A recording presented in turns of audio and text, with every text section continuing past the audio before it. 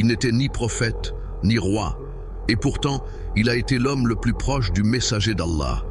Voici l'histoire d'Abu Bakr as-Siddiq, le premier calife de l'islam, un homme dont la foi ébranla des empires. Né vers l'an 570 à la Mecque, Abu Bakr grandit dans l'honneur, loin du polythéisme.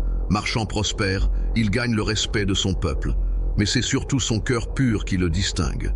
Quand son ami Muhammad annonce la révélation, il ne doute pas, il ne questionne pas, il croit immédiatement.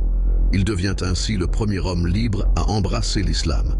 Tandis que les Quraysh persécutent les croyants, Abu Bakr utilise sa richesse pour les défendre.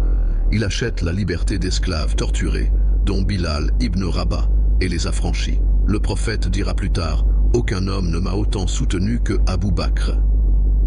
Lors de l'Hijra, l'émigration vers Médine, le prophète choisit Abu Bakr. Ensemble, ils se cachent dans la grotte de Thawr, cernés par les ennemis.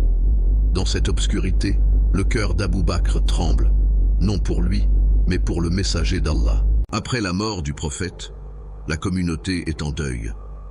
Les plus grands compagnons se tournent vers Abu Bakr. Il devient le premier calife, successeur du prophète. Son premier combat? Les guerres d'apostasie. Des tribus renient l'islam, des faux prophètes émergent. Mais Abu Bakr, malgré son âge, tient bon. Il dit, même s'ils refusaient de me donner une corde qu'ils donnaient aux prophètes, je les combattrai. Il envoie Khalid ibn Walid, le sabre d'Allah. L'islam s'étend, l'empire byzantin recule. La bataille de Yarmouk devient une victoire historique, mais sa plus grande œuvre est invisible. Il ordonne la première compilation du Coran. Grâce à lui, la parole d'Allah est préservée pour l'éternité. Et malgré le pouvoir, il reste humble. Il vit dans une hutte de feuilles. Il marche à pied. Il aide à traire les vaches. Même calife, il reste serviteur du peuple et de Allah. Il quitte ce monde le 23 août 634. Il est enterré, juste à côté du prophète. Car même dans la mort, ils ne se sont jamais quittés.